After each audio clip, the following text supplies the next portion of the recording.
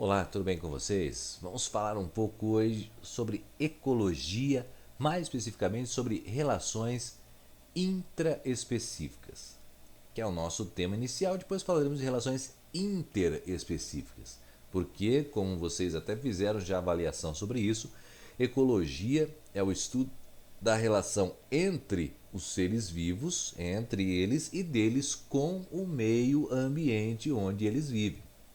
Já estudamos até agora diversas interações entre seres, né? Mas agora vamos verificar a interação entre indivíduos de uma mesma população e depois entre populações diferentes, ou seja, dentro da comunidade. Como é benéfica, é maléfica, então para isso nós demos diversos nomes. Esse vai ser o tema do nosso estudo nas nossas próximas aulas, tá? Muito bem, então vamos lá para o nosso tema da aula de hoje. Então, dentro das relações entre os seres vivos, nós podemos encontrar duas situações bastante clássicas. Nós podemos encontrar relações dentro da mesma espécie, que nós chamaremos de intraespecíficas, e entre espécies diferentes, que nós vamos chamar de interespecíficas, né? Não tem o interclasses aí que a gente trabalha e disputa entre as classes algum tipo de campeonato? Então são espécies diferentes, entre classes diferentes. Agora, intra é dentro, então dentro da mesma espécie, e esse é o tema da nossa aula de hoje. Está localizado lá no seu livro de número 2A, né, no capítulo 13. Lá nós veremos as relações intraespecíficas e de dois grupos, né? Porque nós podemos dividir, né, relacionamentos entre seres em que você tem relacionamentos benéficos, né, chamados de relações harmônicas, e aqueles que trazem prejuízo são as relações chamadas de desarmônicas. E nós vamos estudar hoje as relações dentro da mesma espécie e as relações chamadas de harmônicas e depois desarmônicas. Então, como vamos por partes, né, como nós vamos estudar aí cada uma desses tipos. Então, vamos lá, definindo lá primeiramente o que a gente já fez, a definição de relações do tipo harmônica, que são aquelas relações onde não há prejuízo entre as espécies envolvidas, portanto, são relações do tipo positiva, em que os organismos acabam levando vantagem, né? Isso na maioria das vezes para ambos, né? Os indivíduos ou na verdade para todos os envolvidos, né? E que acabam aí aumentando a probabilidade de sobrevivência, mesmo que para isso às vezes esses organismos têm que se abster de algumas coisas, como nós vamos verificar durante o nosso estudo. Dentro da mesma espécie intraespecífica e que são relações harmônicas, nós vamos verificar duas principais. A primeira é a colônia e a segunda é a sociedade. Vamos ver agora cada uma delas para entender mais ou menos como elas funcionam. Então vamos lá. A primeira relação que nós vamos estudar intraespecífica dentro da mesma espécie e harmônica que traz benefício para os envolvidos são ou recebe o nome de colônias, são os chamados seres coloniais. Nesse tipo de ser colonial, nós vamos encontrar indivíduos que estão ali de certa maneira associados, ligados, formando uma estrutura comum, ou ligado a um substrato ou a um esqueleto comum, e que tem aí um grau de liberdade, ou seja, um desligamento muito pequeno entre eles. Em outras palavras, quase que na maioria das vezes eles estão grudados neles, ou entre eles. Então, isso que diz ali na nossa frase, né, um grau pequeno de liberdade, que está falando exatamente isso, né? Existe aí uma ligação entre eles. Então, praticamente ou muitas vezes, aos nossos olhos, formam uma estrutura só,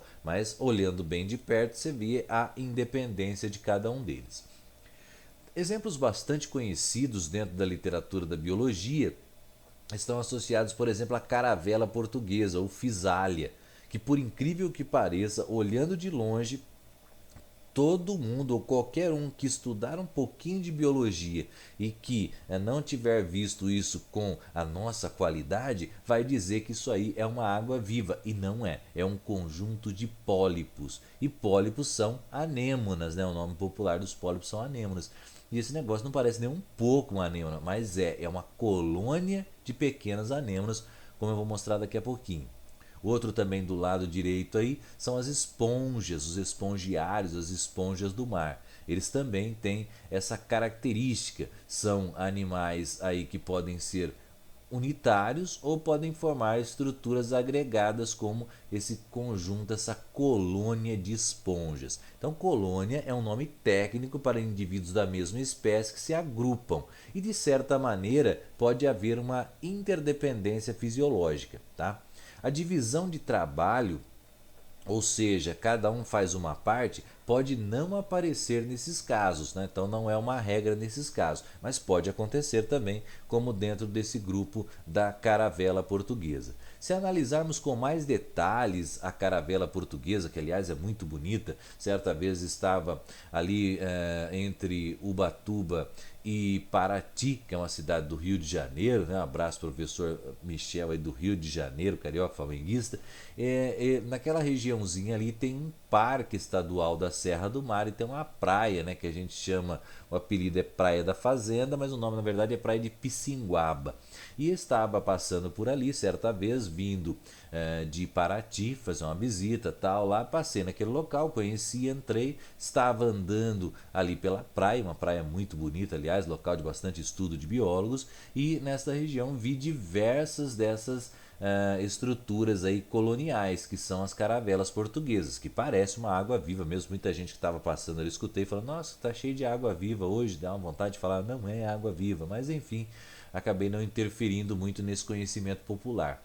E é muito bonito de se ver, um elemento que tem uma cor arroxeada muito bonita, mas um tanto quanto perigoso, até porque os seus tentáculos ali contêm pequenos indivíduos que têm células urticantes que pode causar queimadura na pele humana, essa sensação de queimadura pelas substâncias derivadas dos quinidoblastos, né, que são as células que estão nesse local aí, né? Na figura do lado, por exemplo, do lado esquerdo de vocês, verifica-se a captura de elementos, de peixes que acabam sendo paralisados e se enroscando nesses locais.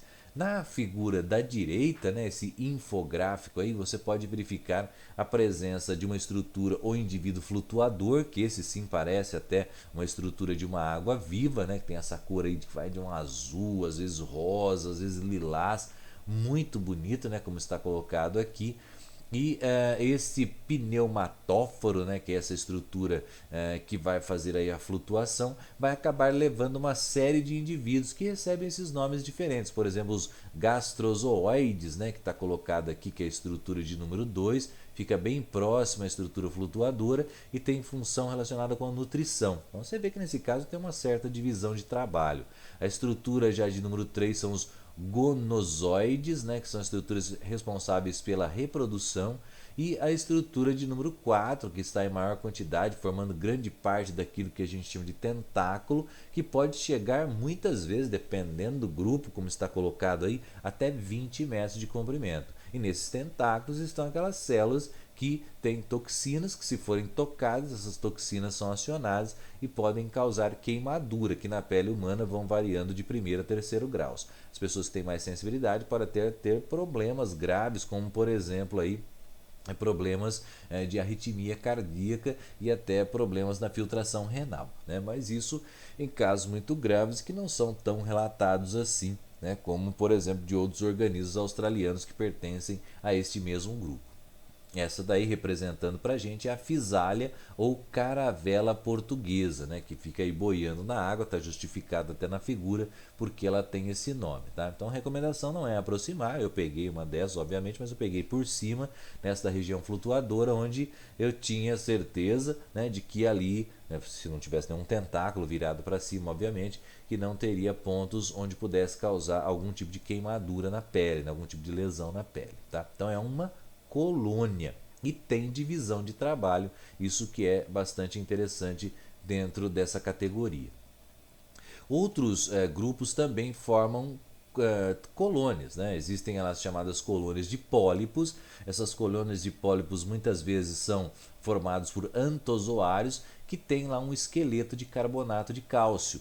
E os organismos, né, pertencentes aí que também são coelenterados, né, também são anêmonas, acabam fazendo associação com algas, né, as zooxantelas, que fazem fotossíntese, alimentam esse grupo e durante a noite eles se alimentam por meio dos seus tentáculos urticantes. Veja que é um agregado de muitos indivíduos formando essa estrutura aqui do coral. Cada estrutura arredondada dessa equivale aí a um organismo, né? E como eles estão todos associados e são da mesma espécie, constitui esse tipo de relação chamada de colônia, né? Do outro lado também temos um tipo diferenciado de colônia de pólipos formando, parece uma árvore, né? Um brócolis, alguma coisa do tipo, um couve-flor, sei lá o que vocês veriam aí, mas enfim, é um agrupamento de seres que vão crescendo periodicamente por volta de 1 cm por ano, depositando esse material de bicarbonato de cálcio e dando essa estrutura sólida, aquilo que a gente chama de coral, tá? Além disso, temos ainda colônias de bactérias, por exemplo, Staphylococcus, Streptococcus, os diplococos, que vão formando indivíduos, aí cada um faz a sua função, cada um executa a sua função, não existe uma nítida divisão de trabalho. Se você desagregar essa colônia, cada indivíduo desse pode viver sozinho, mas lógico que é interessante viver em conjunto, tá? As cracas também, que são artrópodes que formam colônias nas rochas, parecem pequenas estruturas semelhantes a um vulcãozinho que aparece assim nas rochas, corta bastante o pé, se você pisar nisso tem que tomar cuidado, gruda em nadadeiras de baleia, casco de navios, é bem difícil de tirar. Eles também acabam formando essas grandes colônias, né? O quitâmaros, o balanos, tal, que ficam nessas regiões de rocha, né? São seres bastante interessantes e também coloniais, né? Agregados, eles acabam aí tendo uma maior probabilidade de sobrevivência, mas nesses casos aqui você não verifica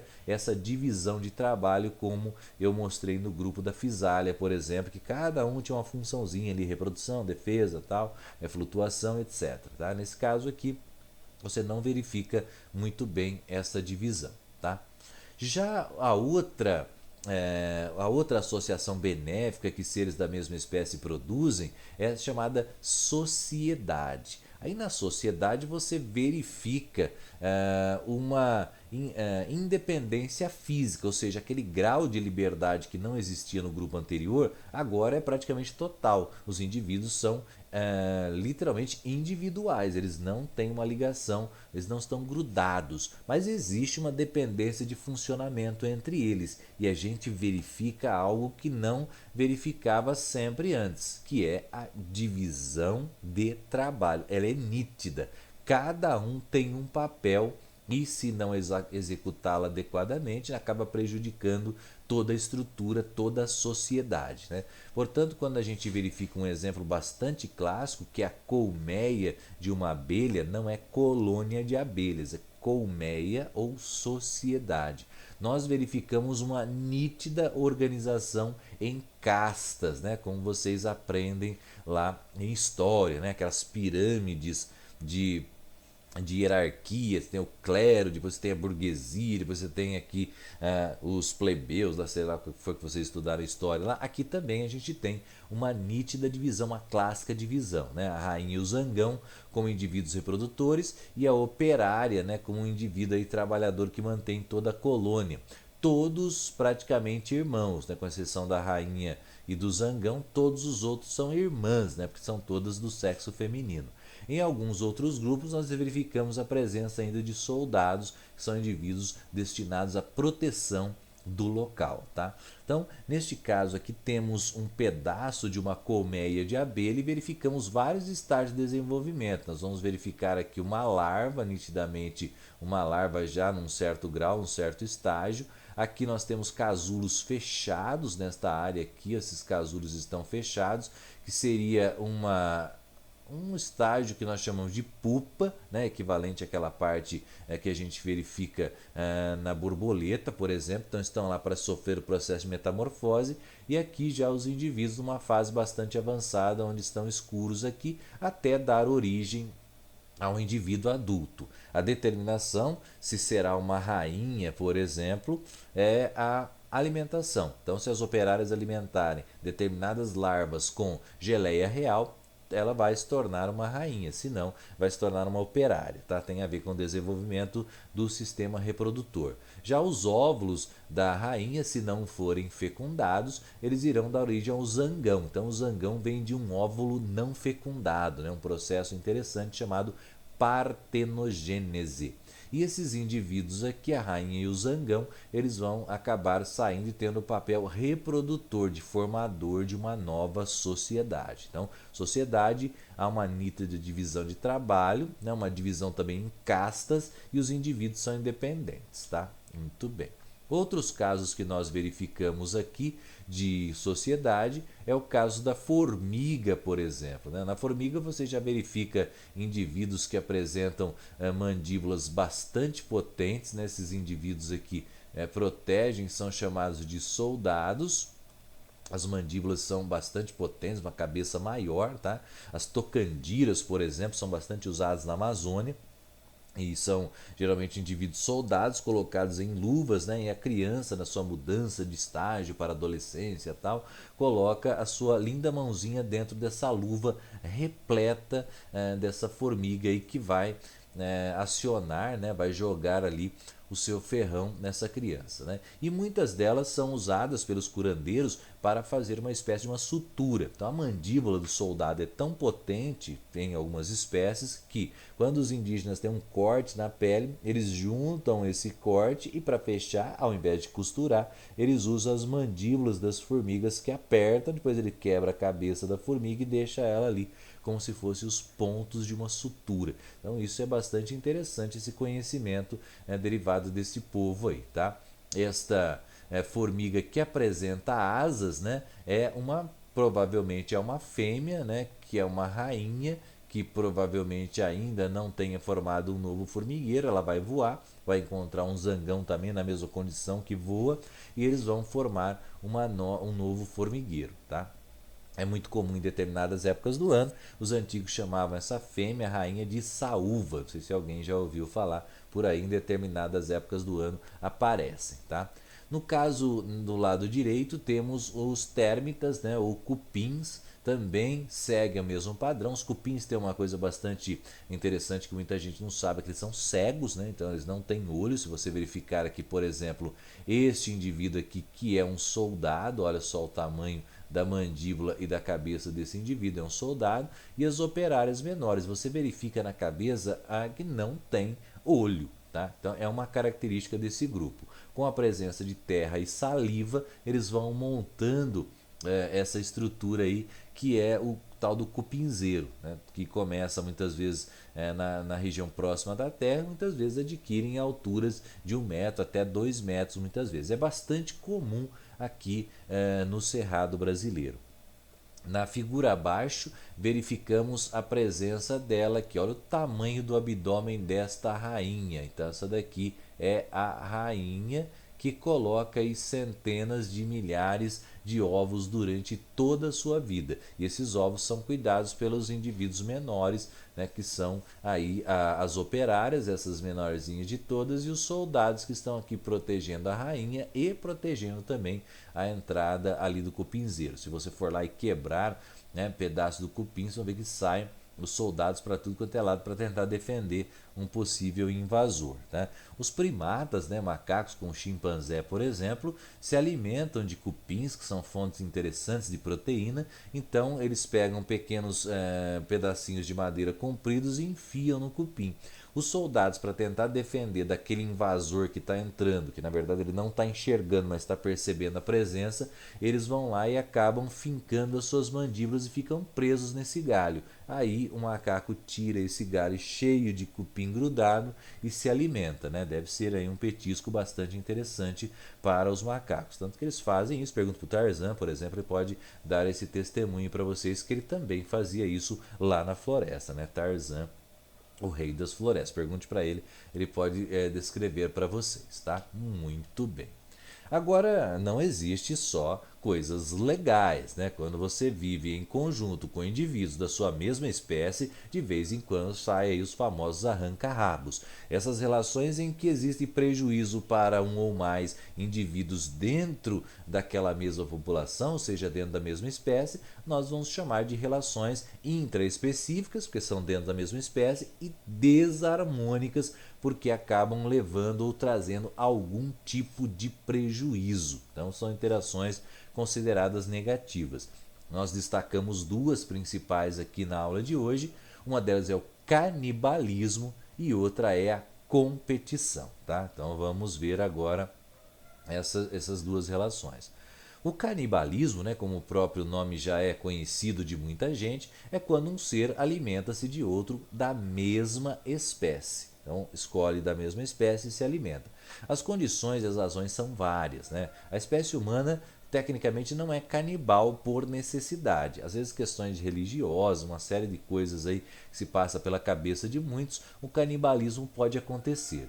Dentro do reino animal, determinadas condições levam ao canibalismo, né? Por exemplo, está destacado aí no slide, falta de espaço ou falta de alimento. Verificamos também algumas vezes, né, nesse caso em particular aqui, cadê o nomezinho aqui? Isso. Do chamado louva-a-Deus, tá? Vamos voltar aqui, do chamado louva-a-Deus, em que a fêmea, que está colocada aqui, nessa daqui é a fêmea, após a cópula, ou até durante a cópula, a fêmea, ela acaba retirando, se alimentando desse daqui, ou pelo menos do resto dele, né? Coitado, que era o macho. Então o macho ele copula com a fêmea e depois acaba servindo de alimento para ela, né? Por quê? Por uma condição que nós vamos aprender, né, daqui a algum tempo, que é a formação da reserva do ovo, né, chamado vitelo. Um jeito de conseguir grande quantidade de nutriente para preencher ali a gema do ovo dele é se alimentando de outro ser vivo que tem uma grande quantidade de proteína e é interessante, né? Veja que isso acontece, por exemplo, não exatamente aqui, mas para a gente entender, as fêmeas dos pernilongos é que picam, não são os machos, né? E por que são as fêmeas e não os machos? Porque elas precisam de proteína em grande quantidade para fazer os seus óvulos. E isso vai ser encontrado no nosso sangue. Os machos já sugam lá seiva de plantinha, por exemplo. No caso aqui, como não existe essa possibilidade de se alimentar de sangue, então as fêmeas se alimentam do tecido do macho, conseguindo então nutriente para preencher os seus ovos com esse vitelo, com essa reserva. Uma coisa parecida também pode acontecer com as aranhas, né? Como você verifica já no lado direito aí, né? A viúva negra, por exemplo, não tem esse nome à toa, né? A fêmea ela tem um tamanho aí bem maior que o do macho, então o macho com todo cuidado vai tentar a cópula, né? E aí ele vai lá tentando a cópula até que ele consegue copular, mas não há garantias de que ele saia vivo, né? Segundo estatísticas, se a fêmea for virgem ainda, ele tem uma possibilidade aí, de cerca até de 70% de sair vivo, né? Mas 30% de morrer é uma quantia muito grande.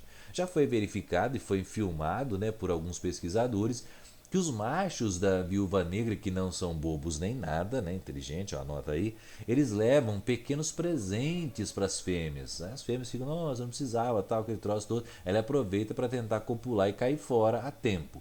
Em alguns casos, eles registraram que o macho da fêmea, dessa fêmea da viúva negra, eles pegam gravetos, que não tem nada a ver com alimento, e enrolam muita teia para deixar um pacote bem grandão. E aí, enquanto a fêmea tenta desenrolar para ver o que é, ele aproveita para tentar reproduzir e não ser morto pela fêmea. Também é outro caso em que a fêmea mata o macho para conseguir nutrientes para fazer os seus ovos, tá? Nem sempre ela tem disponibilidade ou imediata ou terá alguma possibilidade de comer naquele período. Então ela já aproveita, já come o macho e fica tudo certo, tá? Ocorre também em alguns outros grupos por outras razões. Por exemplo, ratos, crocodilos, você verifica também a presença disso. Está associado à falta de alimento muitas vezes, então os filhotes, os mais novos, acabam entrando na dança, né? Isso acontece muito com crocodilo. Ratos também, falta de espaço, falta de alimento. A mãe, né, verifica a presença e o nascimento dos filhotes. né? Alguns até podem nascer com determinado defeito ou não, mas enfim, ela percebe que a amamentação de todos eles será difícil e ela já comete ali o canibalismo. Verificamos também canibalismo entre leões, por exemplo. Então, existe o leão, que é aquele indivíduo macho, né, que vai ter aí a sua prole. Quando ele recebe aí a indução, vocês já assistiram aquele documentário que não é do Rei Leão, é outro documentário, qual que é? Deve ser Madagascar, tem um documentário lá do Alex e tal. E esse indivíduo, ele vai até lá e resolve disputar para ser agora o novo líder, né, um novo macho dominante. Então existe uma disputa entre os machos e, se caso o rival ganhe, uma das coisas que ele pode fazer é matar e até às vezes até comer os filhotes, para que a fêmea novamente entre no cio e ele consiga copular e ter os filhotes dele, e não ficar cuidando do filhote do macho anterior, né? Verificamos também a presença de canibalismo entre primatas, entre macacos, como chimpanzés, por exemplo, mas também aí não é uma questão nem de falta de espaço, nem de falta de alimento, a questão é relacionada com uma espécie de um prêmio. Então, quando um grupo de chimpanzés rivais consegue deslocar um grupo que estava em outra árvore, que eles queriam tirar aquele território do domínio de outro grupo, se eles ganharem aquele território durante a briga, alguns dos indivíduos do grupo rival podem ser capturados e eles acabam aí, cada um, né, depois de morto, obviamente, cada um dá uma dentada naquela carne e passa para o colega como sinal, né, de que houve uma cooperação entre todos e que agora eles já são os indivíduos dominantes naquela área. Então as razões são diversas para o canibalismo, né? Nenhuma aí de questão religiosa, como se trata muitas vezes nos seres humanos, né? Tem uma razão de por que isso acontece, tá? A competição também é outro caso em que há uma desarmonia entre os seres da mesma espécie envolvidos, tá? Esta interação leva muitas vezes a prejuízo, ou para os dois, né, ou para pelo menos um deles. Essa disputa está associada geralmente com algum fator ambiental e até com o nicho onde ele vive, porque indivíduos da mesma espécie consequentemente desempenham os mesmos papéis no ambiente e têm os mesmos nichos. Isso acaba levando à competição. E nesta briga, né, por alimento, por espaço, no caso das plantas por luminosidade, às vezes até por fêmea, né, por parceiro sexual, acaba gerando aí uma série de problemas para os indivíduos envolvidos. Às vezes os dois saem muito feridos ou até um deles acaba morrendo nessa disputa, tá? No caso da figura aí do lado esquerdo superior, você verifica a presença de vários grupos de plantas e cada uma delas tentando se ajeitar, jogando sua folha para áreas de maior luminosidade, crescendo um pouco mais rápido que outras para tentar ocupar espaço e fazer sombra para outra e não receber a sombra de outro. Então a gente verifica também essa disputa até de velocidade de crescimento entre plantas, né? No caso aqui temos disputa entre diversos tipos de machos, né, tentando disputar aí quem vai ser agora o novo dominante do pedaço para conseguir deixar sua prole, para conseguir ganhar aquele território e ter uma maior probabilidade de cruzar com fêmeas e deixar o maior número de filhotes possíveis. Então verificamos aí os vários tipos de disputas possíveis entre esses seres. Então, o que verifica-se, na verdade, é algo relacionado com o territorialismo característico. Então, muitas vezes esses seres eles ficam aí demarcando uma série de territórios, isso com urina, por exemplo, com o cheiro dos seus pelos, eles esfregam o corpo em várias partes do local, delimitando que aquela área é dele. E quando um animal rival da mesma espécie entra, essas brigas acabam acontecendo, tá? Algumas são disputas apenas de gritos, né? Quem grita mais alto leva, e outras são disputas sanguinolentas, né? Levando indivíduos envolvidos, inclusive, à morte, e o outro, né? Logicamente que ele acaba tendo algum tipo de prejuízo, mas a vantagem vem posterior, com eles podendo aí ter a ter aí o privilégio de ter os seus próximos filhotes com a fêmea ou com as fêmeas, né? Se for um caso do harém, como acontece no caso dos leões, por exemplo. tá? Então, o que eu apresentei para vocês nessa aula de hoje estão envolvidos com indivíduos da mesma espécie, tanto relações benéficas, né, interessantes, que é o caso da colônia, em que os seres de certo modo estão ali grudados, desempenhando papéis diferentes ou não, e a sociedade, aí sim, as castas e a divisão de trabalho muito nítida e os indivíduos não necessariamente grudados, né? Aliás, nunca grudados, né? São separados, cada um fazendo o seu papel.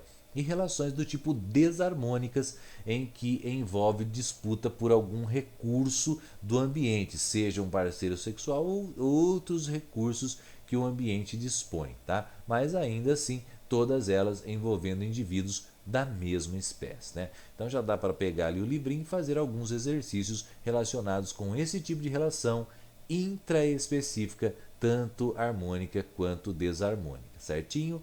Maravilha! Semana que vem a gente corrige alguns exercícios e depois continua falando dessa relação, dessa interação entre esses diversos seres da natureza, de espécies diferentes ou não. Beleza? Até a semana que vem.